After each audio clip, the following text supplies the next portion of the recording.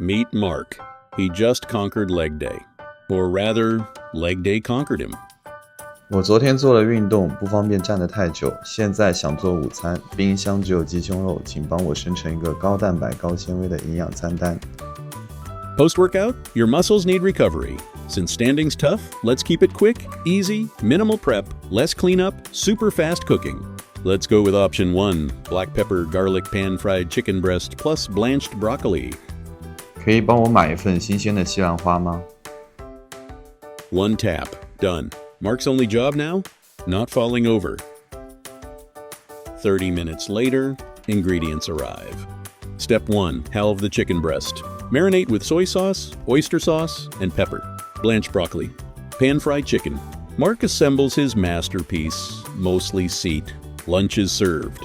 High protein, high fiber, and Mark, don't forget to stretch. Powered by Qwen App, fueled by Alibaba's ecosystem.